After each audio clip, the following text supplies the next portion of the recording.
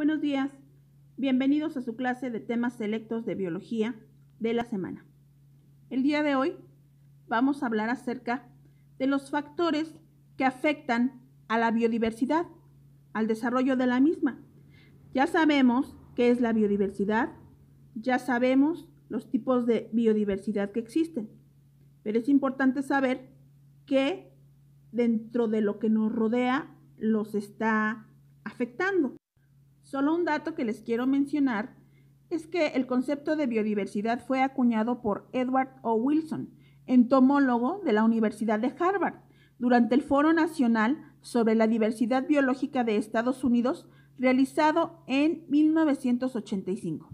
Pero ahora sí, ¿qué factores afectan a la biodiversidad? Los principales factores que afectan a la biodiversidad son la pérdida y deterioro de los hábitats. Un hábitat se pierde por el cambio de uso de suelo de ecosistemas naturales, como lo son los bosques, las selvas, los pastizales, etc., a actividades agrícolas, ganaderas, industriales, turísticas, petroleras o mineras. A veces no hay una pérdida total del hábitat. Sin embargo, las transformaciones realizadas por los humanos impactan en la vida de las especies.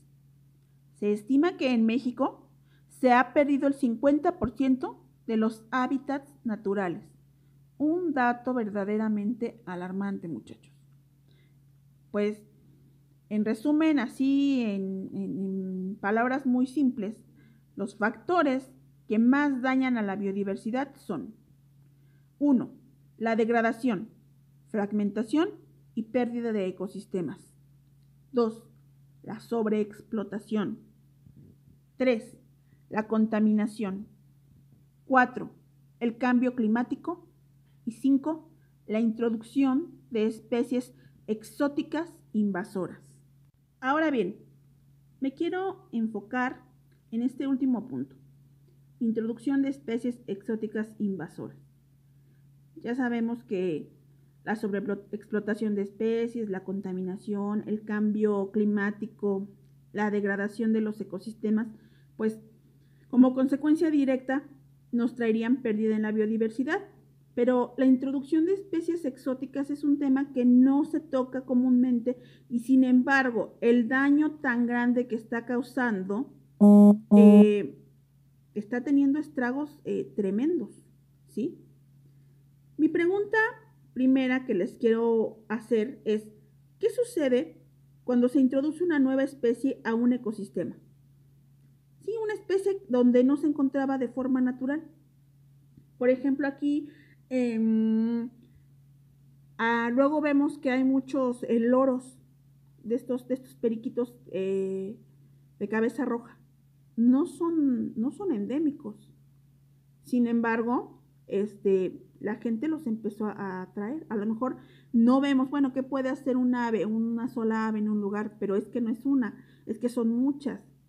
Y apenas un caso muy sonado, que no estoy diciendo que haya afectado, ¿sí? Sin embargo, sí nos dio un susto. Un lobo, me parece que andaba por nuestra región, un lobo doméstico, que sin embargo, se soltó y estaba causando estragos. A lo mejor uno no causa daño, pero varios pueden generar la pérdida de especies endémicas, es decir, de especies nativas de la región. ¿Por qué? Porque estos animalitos, y no me estoy refiriendo específicamente a los lobos o a los loros, las especies introducidas tienen que alimentarse. Y al alimentarse, pues obviamente, dependiendo de los hábitos alimenticios que ellos tengan, van a consumir a lo mejor otras especies más pequeñas o más bien otra consecuencia podría ser la competencia que podrían generar ellos con las especies nativas por el alimento. Entonces sí está, yo desde mi punto de vista, sí hay algunas consecuencias negativas cuando se introducen especies donde no se encontraban de forma natural. Otra pregunta que quiero hacerles y espero que la analicen dice: ¿crees que los ecosistemas pueden ser flexibles y aceptar a la nueva especie o esta puede provocar daños permanentes? Bueno, pues yo ya les di mi razón anterior y aquí depende del criterio de cada uno de ustedes, porque podríamos decir que hay ecosistemas que soportan, ¿no? Que pueden ser flexibles, pero yo opino que los daños muchas veces no son inmediatos, pero que a largo plazo sí generan cambios, y cambios importantes. Otra cuestión, otra pregunta, ¿se podrían perder especies únicas para siempre? Pues bueno, pues más que una pregunta, considero que ya es una afirmación. Claro que se pueden perder especies únicas para siempre. Muchos científicos han tratado de generar o de volver a crear especies a través de células. Incluso se acuerdan que hablábamos de la clonación, pero que también ha tenido consecuencias negativas. Y entonces, perder una especie para siempre, a lo mejor no es algo, a diario vemos, o casi a diario vemos, está extinguida tal especie, o el mundo está de luto, se extinguió esta otra especie. Y quizá al momento no lo analizamos o no lo razonamos porque no estamos metidos al 100% en las consecuencias que genera, pero desde luego que las especies se van perdiendo y como les dije, el proceso de pérdida de la biodiversidad es demasiado acelerado en nuestro tiempo. Pues bien, los generadores de cambio son factores naturales o provocados por el hombre que producen un cambio en la biodiversidad. O sea, el cambio se tiene que dar de forma natural, pero el proceso se está acelerando gracias al hombre. Los generadores de cambio pueden ser de forma directa o indirecta. Los generadores directos de cambio que afectan de forma más evidente a los procesos de los ecosistemas son la modificación de los usos del suelo, como ya lo dijimos. Si era un ecosistema como una selva, un bosque, etcétera, y el hombre lo empieza a utilizar para fines propios, agricultura, ganadería, etcétera, pues obviamente es un generador de cambio directo. Lo que les mencionaba, las especies invasoras, ¿por qué? Porque empieza a haber competencia por la alimentación, empiezan a estas especies invasoras, dependiendo de lo que estemos hablando, pueden comer especies nativas. La sobreexplotación de los recursos y la contaminación es tremendo, muy triste ver cuando, por ejemplo, también una zona la utilizamos o se convierte en una zona turística, cómo empieza a haber ese desgaste de recursos. No sé si muchos, bueno, no, mejor dicho, no sé si algunos han visitado aquí en la zona, tenemos muchas regiones turísticas. Hablemos, por ejemplo, de aquí a nuestro municipio vecino, Tlatlauqui. Los que han visitado, por ejemplo, el Cerro Cabezón. Quienes lo visitaron hace mucho tiempo sabrán que llegar a la cima, al famoso columpio que le llaman, era llegar a un lugar lleno de vegetación, había animalitos, siempre estaba verde. Ahora ya hay columpio, ya hay un mirador, ya hay una tienda. Bueno, el turismo ha afectado de forma directa este hábitat. Y lo más triste de todo es ver cómo no respetamos los espacios. Nos creemos dueños de todo lo que nos rodea y no es así. Llegamos, porque mucha gente acostumbra a hacer sus días de campo ahí, sus picnic, y llegan y dejan la basura. Y eso no estaba ahí. Y creo que el otro día les hacía un comentario donde muchas veces hablemos de nuestras mamás, ¿no? Es que te comportas, o mamás, o bueno, no sé, no te comportes como animal. Y yo les decía que creo que sí nos tenemos que comportar más como animales, porque los animales no contaminan. Y si lo hacen, la contaminación, como les decía, es un proceso natural, pero no contaminan por dañar el medio ambiente. Y el ser humano lo hace por el puro y mero placer de contaminar. Actualmente, las especies exóticas invasoras son la segunda causa de amenaza y extinción de especies, precedida tan solo por la pérdida de hábitat. ¿Qué características tienen las especies invasoras? Bueno, no sé si alcancen a apreciar la imagen que les puse aquí. Pero bueno, aquí en la primera imagen estamos hablando o se puede observar un roedor que aparentemente no causaría daño, pero las especies exóticas invasoras tienen las características de tener gran capacidad de adaptación. Donde tú las lleves, van a vivir y se van a acomodar y van a estar bien adaptadas, ¿no? Tienen una dieta generalista. Lo que tú les des, se van a comer. Frutas, verduras, comida comercial, etc. Bueno, otra es que son de reproducción rápida, ¿sí? Hablando de ya sea de plantas o de animales. Si son plantas, bueno, producen grandes cantidades de semilla. Y si son especies, pues también son de rápida y fácil reproducción. Y sobre todo que tienen alta tolerancia a condiciones adversas, porque están acostumbradas a moverse de un lugar a otro. Y las que no, pues se van quedando en el camino, se van perdiendo durante este proceso de adaptación. Recuerden lo que hablábamos el otro día, ¿no? Solamente los más fuertes van a sobrevivir a los cambios y en este caso estos animales, y no es que sean malos, porque realmente ellos no han pedido moverse, el hombre es el que los ha movido por fines económicos, pues tienen gran capacidad de adaptación a todos los ambientes a donde los lleves. Van a comer lo que quieras y van a vivir donde los acomodes. En el caso de la amenaza por especies exóticas, es la primer causa de pérdida de biodiversidad en lugares como islas. Es la segunda causa de pérdida de biodiversidad en el mundo. Y en México, para no variar, es la tercera causa de pérdida de nuestra biodiversidad. O sea que sí está verdaderamente grave el daño que causan las especies exóticas. Y repito, no es que sean malos, es que simplemente están en el lugar equivocado. En esta imagen les puse algunos ejemplos de especies invasoras.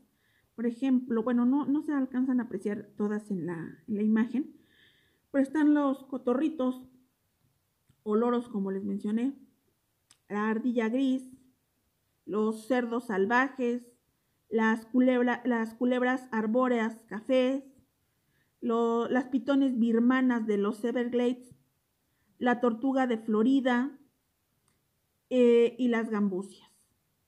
Son algunas de las que les puedo mencionar. Ustedes en su actividad complementaria de tarea van a investigar algunos otros ejemplos de especies invasoras.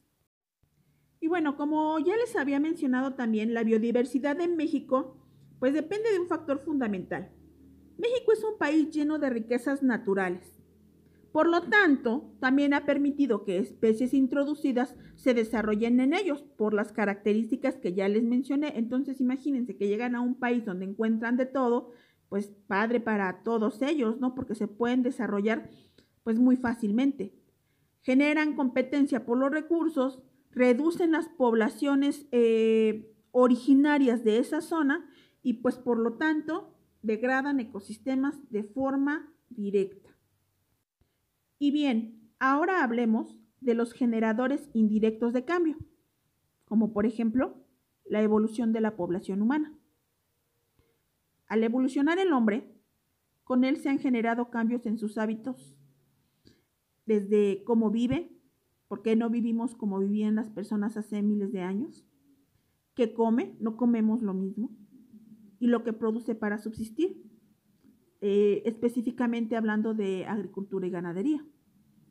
Y aunque estos factores actúan de una forma menos precisa, también alteran uno o varios generadores directos.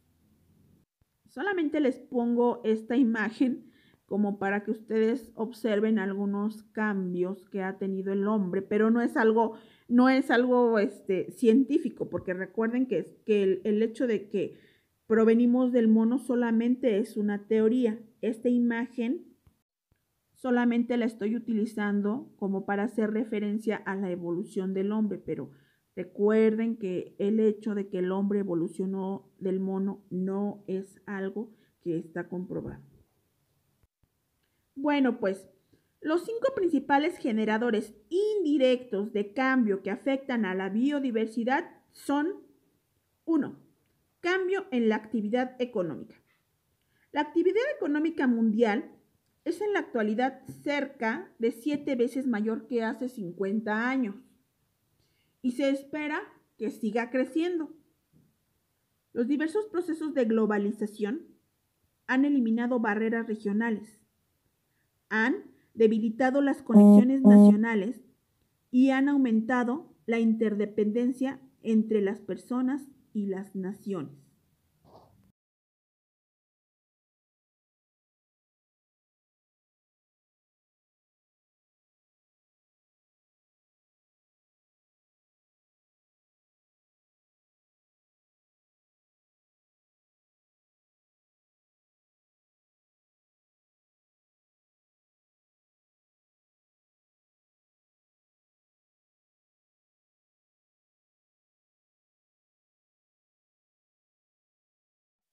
Dos, la evolución demográfica. La población mundial se ha duplicado en los últimos 40 años y alcanzó los 6.000 millones en el año 2000. El hecho de que cada vez más gente viva en las ciudades hace aumentar la demanda de alimento y energía y por lo tanto la presión de los ecosistemas. Bueno, estamos hablando de un dato de hace 20 años, ¿sí? En el año 2000, 6.000 millones. En la actualidad somos más de 7.500 millones de habitantes y aumentando. Se supone que por cada habitante que nace debe de morir uno. La realidad es que la gente también se está haciendo más longeva. ¿Qué quiere decir? Que vive más, ¿sí? Y también la gente está teniendo más hijos. Entonces, sí está generando un problema muy grande en cuanto al equilibrio de la población. Y como lo dice el texto, si hay más gente, hay más demanda alimenticia y más presión sobre los ecosistemas. 3. Los factores sociopolíticos. El auge de las instituciones democráticas en los últimos 50 años ha permitido la aparición de nuevas formas de gestionar los recursos medioambientales. 4. Los factores culturales y religiosos. La cultura condiciona la imagen que las personas se forman del mundo, así como el establecimiento de las prioridades. Por ejemplo, en el caso de la conservación. Bueno, en el caso de los factores sociopolíticos, mucha gente toma como escudo el cuidado del medio ambiente. Y yo digo, la verdad, lo toma como escudo porque, sin afán de echarle a nadie, no quiero hablar de partidos políticos, pero tenemos un partido que se dedica, entre comillas, a la conservación del medio ambiente. Sin embargo, no dejan de hacer propaganda política y generar basura, ¿no? Y esa sería una forma como que de poner el ejemplo. Bueno, yo lo pienso así, porque si bien es cierto que hay instituciones que ya protegen el medio ambiente, yo sinceramente sí considero que es más la falta de protección que la preservación que existe. En el caso de los factores culturales y religiosos, bueno, continuamos con el mismo ejemplo que les di hace rato, hablando del famoso Cerro Cabezón. Los gobiernos lo han tomado, y aquí está muy relacionado con el factor número 3, los gobiernos lo han tomado como un pretexto para promocionar el municipio. ¿Por qué? ¿Por qué? Porque mezclaron cultura y religión como su estándar turístico. Y entonces no, hay oportunidades en las que tienen que hacer algún evento para promocionarlo. Y pues bueno, hablemos de que, por ejemplo, cada año tienen una fiesta religiosa por el mes de noviembre donde convocan a toda la población para que suba. Y está bien, o sea, yo no digo que eso sea malo, lo que pasa es que, pues aunque aunque limpien, aunque se trate de preservar, realmente nosotros estamos yendo a invadir un espacio. O como ahorita en Navidad, ay, visita el puente iluminado de la Navidad. La gente va y no cuida el ambiente. Pero en fin. Y 5 y último, la ciencia y tecnología. El desarrollo y la difusión del conocimiento científico y la tecnología puede contribuir a aumentar la eficiencia en el uso de recursos, aunque también puede proporcionar los medios para aumentar la explotación de los recursos naturales. Como los mencioné en el punto anterior, tiene su lado positivo, pero también tiene su contra. Si queremos encontrar la cura, por ejemplo, el momento histórico en el que estamos viviendo, si queremos encontrar la cura a cierta enfermedad que se nos está presentando, pues se tienen que hacer experimentos con animales, ¿no? Y esto pues de alguna manera lo está dañando. O, por ejemplo, antídotos, ¿no? Dañar algunas especies, alacranes, serpientes, para crear la propia cura a los venenos. Y esto desde luego que genera un daño en los recursos naturales. Pues bueno, muchachos, por mi parte, el día de hoy es todo. Si tienen alguna duda, por favor, contáctenme. Los invito a que mañana chequen el apartado de trabajo del estudiante en el Classroom, y los invito también a que sean puntuales con la entrega y no se empiecen a retrasar con las actividades para que no se vean perjudicados. Les agradezco su atención y cualquier duda que ustedes tengan, la aclaramos la próxima clase. Deseo que tengan una excelente semana, cuídense mucho, les envío un cordial saludo.